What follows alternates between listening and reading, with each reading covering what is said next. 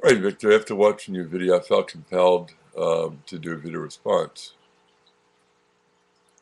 You know, as a credentialized pastor, nothing bothers me more than religion.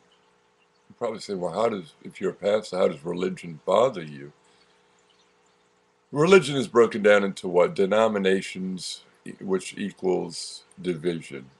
You know, last time I checked, you went to school, the common denominator was to divide.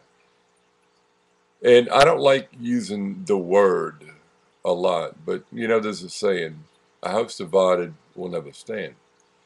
So the church and denominations, they are this house that are clearly divided. And as we see Catholic churches crumbling down around us every day, uh, said as that truth is coming to pass. The thing about it, Victor, from a very young child, I always somehow knew. Must have been 2, 3 years old, just fresh in this big old crazy world of ours. And I knew somehow deep inside of me, I just knew that this didn't just happen. So from a very young age, I was open to the belief that there was some power that created all of this that we know today as planet Earth, Mother Earth. And, you know, as I look at religion and what people have taught, it really bothers me because what religion does, in my opinion, is simply chase would-be believers from the truth. You cannot find the truth in a Bible. You cannot find the truth from attending a church all of your life even. In order to find the truth, it's got to be a inward desire that you seek. He said, if you seek me, then ye shall find me. And so I was open to this knowledge that this didn't just all happen. So from a very young age, I was gifted with the gift of I'm a clairvoyant, I'm a healer. Um, I see events before they happen. Shortly before 9/11, I actually contacted the federal government to tell them that we're about to be attacked. You see, shortly before 9/11, I was on the George Washington bridges, and I had a vision. I saw planes hitting the towers and the towers coming down. And this is something throughout my life I've been able to do. I see things before they happen. And, you know, the feds actually came to my house and spoke with me and naturally thought I was crazy. And they left. And a few days later, it came to pass the towers came down. One thing that I've always questioned, how could this God of love allow an innocent child to perish or to have cancer or whatever? And so I went to God and we spoke. And he basically told me what the deal is. Now, first off, God himself told me I would be the next Billy Graham. And I believe that. And I'll tell you my belief in the true facts on why God allows things to happen. You see, when he created this world of ours, it was perfect. Adam and Eve screwed it up. So we're paying for what Adam and Eve did how many thousands of years ago. At that point, disease, sickness, plagues, pestilence, insects, all came into play here. And the great thing about God is he's not a puppeteer. He does not control us. He gives us minds to make choices.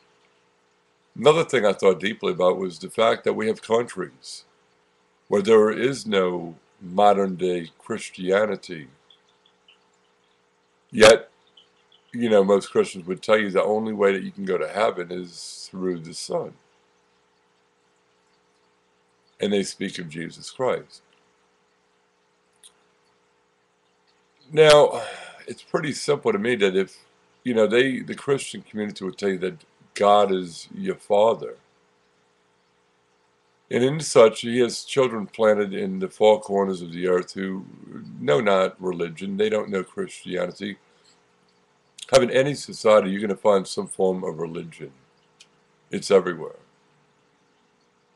um, even without being introduced. So it's kind of It's inbred as we're born. It's something that just is there because it's real.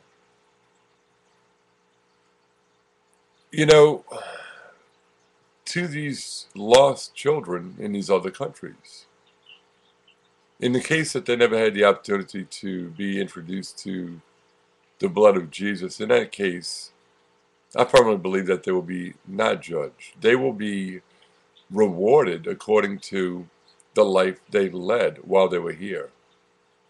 Their compassion for fellow men and women, that is where their judgment will come in. And to atheists who've been pushed from the truth, which the Catholic religion, Baptist religions are not the truth. God is the truth. And you need to seek Him first before and above and beyond any religion.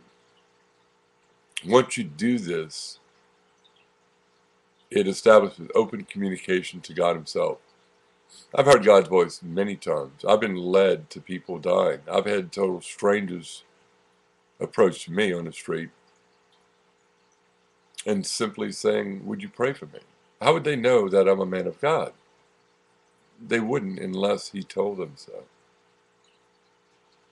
I've been gifted with the gift of I can meditate upon objects. You can call it prayer, whatever you want, but as I meditate and focus my mind upon God, I can move objects. I've had many objects just move about a table, and I've actually had people witness this, and especially people of religion would right away say, "Oh no, that's not God, that's the devil," which the devil is just as real as God is. He's a very powerful being. Now, as far as love being a feeling, love is much more than just a feeling. And I believe love is one's true ticket to eternal peace and happiness and joy and great joy. Because all of the laws that were built around the law of love, that we would love one another.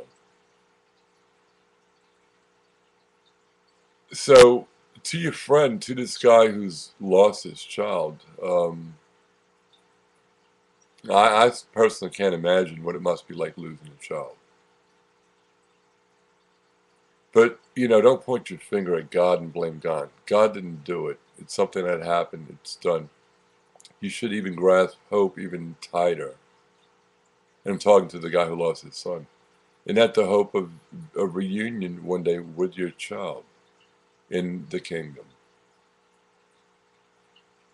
But Victor, as you being an atheist, I can totally relate to why a person would lose their religion. And losing your religion, Victor, and to anyone else who is atheist, in my opinion, is not a bad thing. I'm a firm believer that there is more hope for an atheist with a kind heart than there is for a Catholic priest who's out molesting young boys. It's just my belief. Peace.